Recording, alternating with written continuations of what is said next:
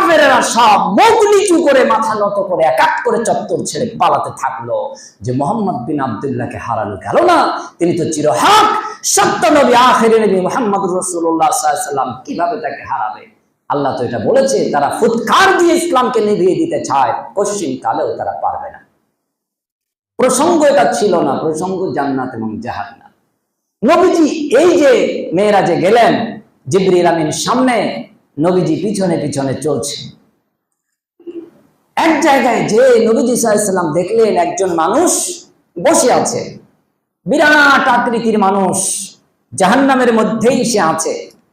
তার হাতে 5টা আঙুল, আরেক হাতে 5টা আঙুল, পায়ের নখগুলি পৃথিবীতে যা ছিল তাই, কিন্তু তার এই নখগুলি সব তামার। এই নখগুলি আর ব্লেড দিয়ে কাটলে, নেল কাটারে কাটা সম্ভব নয়, এগুলি সব তামা দিয়ে বিষাক্ত এবং শক্ত আকার দিয়ে দেওয়া হয়েছে।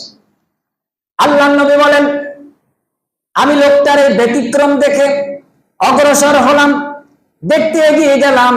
এরপর দেখলাম সে তার নিজের নখগুলি দিয়ে তার মুখমণ্ডলের সবল কাটছে, নিজের নখ দিয়ে নিজের চেহারার উপরে আঘাত করছে, নিজের বিভিন্ন শরীরের বিভিন্ন গুরুত্বপূর্ণ অঙ্গে আঘাত করছে, আর প্রত্যেকটি আঘাতে তার তামার নখের ভিতরে গোশত মাংসগুলি সব বেরিয়ে আসছে। আল্লাহর নবী বলেন, আমি জিবরিলকে জিজ্ঞেস করলাম, জিবরিল আলাইহিস সালাম, এই লোকটাকে এবং এরকম কেন করছে? তিনি বললেন, এই লোকটা হলো দুনিয়ায় গীবতকারী, পরনিন্দাকারী।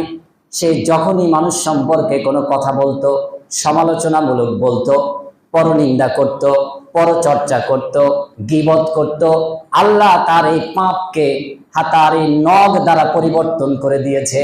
আর এই দুনিয়ার জিন্দেগিতে গীবতের মাধ্যমে যেভাবে মানুষের গোশতগুলি সে খেয়েছিল, আজকে জাহান্নামের মধ্যেও আল্লাহ তাকে তার শরীরের গোশতগুলি ছিনিয়ে নেওয়ার মাধ্যমে শাস্তি দিতেছে।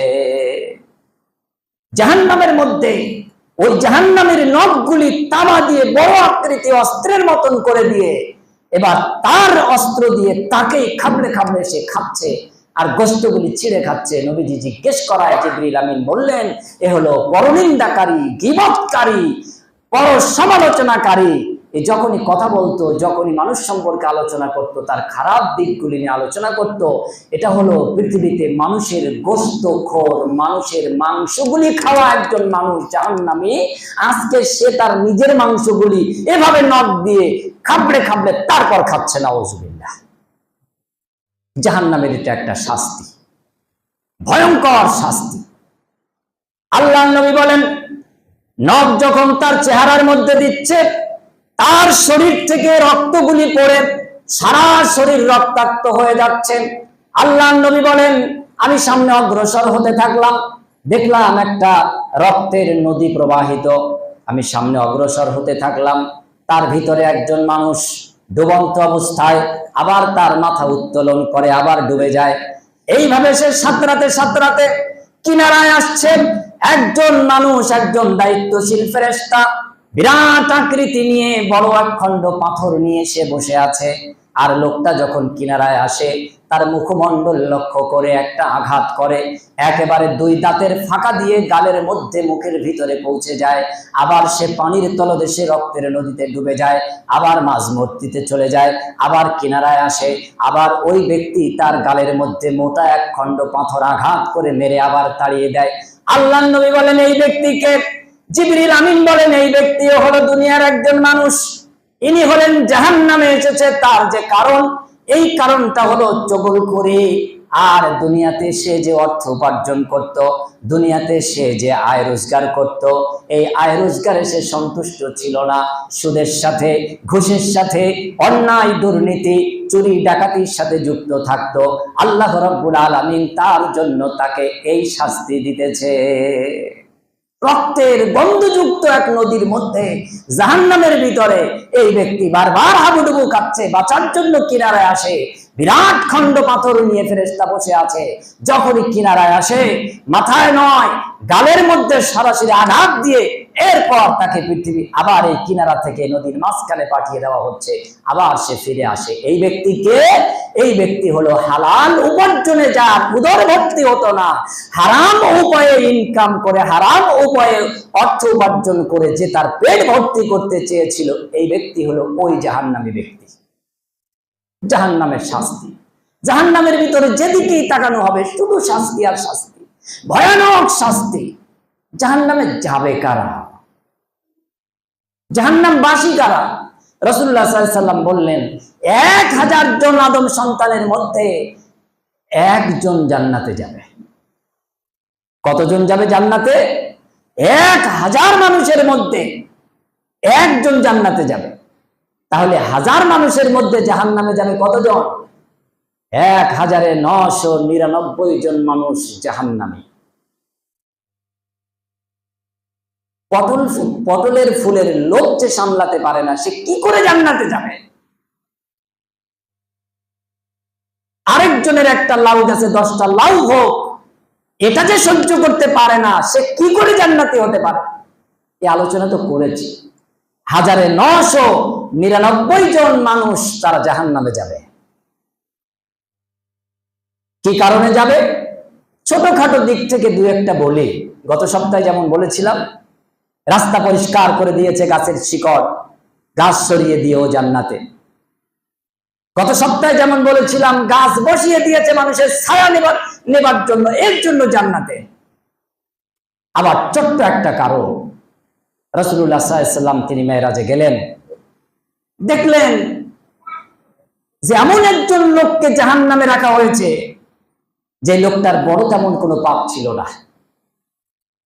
আল্লাহর নবী জিজ্ঞেস করলেন, জিবরিল, এই লোকটাকে জাহান্নামে কেন দেওয়া হলো?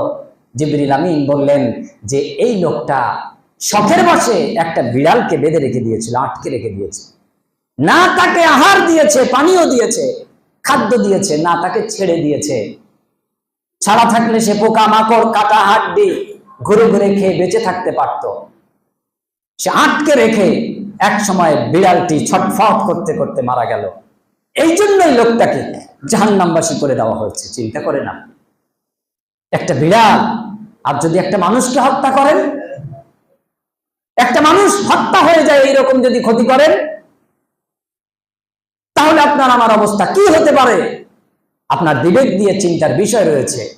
আল্লাহ নবী সাল্লাল্লাহু আলাইহি ওয়াসাল্লাম মেরাজে পরিভ্রমণ অবস্থায় এই জ্ঞান লাভ করলেন, বিড়ালকে আটকে রাখার কারণে তাকে জাহান্নাম দেওয়া হয়েছে। আল্লাহ নবী চিন্তিত যে কিয়ামত পর্যন্ত আগত আদম সন্তান, জিন সন্তান, তাদের কি দুরবস্থা, এদের রক্তারক্তি, এদের কাটাকাটি, এদের হিংসা অভাব নেই।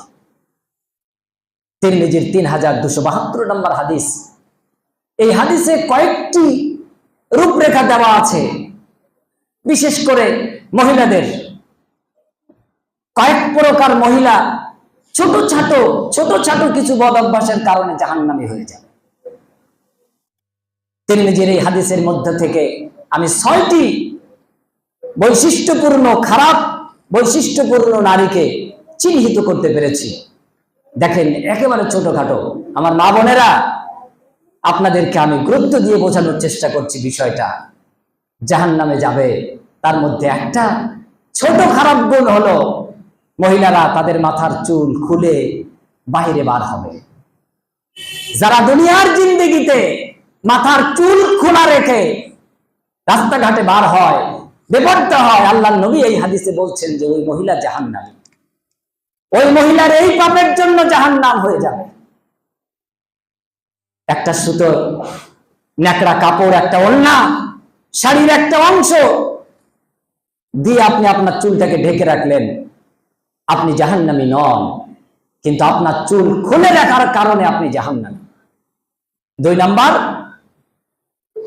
যে মহিলা তার অন্তরে এইরকম হিংসা রাখে যে আরেকটা পরিবারে আরেকটা মহিলা, আরেকটা বোন, সে খুব সুখ ও শান্তিতে আছে, এটা তার সহ্য হয় না, এটা তার ভালো লাগে না।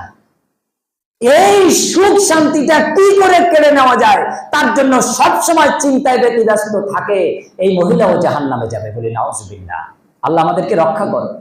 এরকম মহিলা মা বোন অনেক আছে, সবসময় আপনার সেই কোট চালগুলি একজন আরেকজনের সাথে করতে থাকে, খাটাতে থাকে। তারপর বিভিন্ন জায়গায় টোটকা, তাবিজ মাদলি, হারামি পন্থা অবলম্বন করে ওই সংসারের সুখের নামে অশান্তি টেনে আনে। এরকম অসংখ্য মা বোন আমার ভাবিরা আছে, যাদের প্রমাণ আমাদের কাছে আছে। এগুলি পরিশুদ্ধ হতে হবে, আত্মশুদ্ধি লাভ করতে হবে জাহান্নাম থেকে বাঁচতে চাইলে। আল্লাহ নবী সাল্লাল্লাহু আলাইহি ওয়াসাল্লাম এই হাদিসে বলছে, ওই নারী জাহান্নামে যাবে যে নারী আরেক নারী সুখে শান্তিতে আছে, এইটা তার সহ্য হয় না। এ হলো অহংকারী নারী।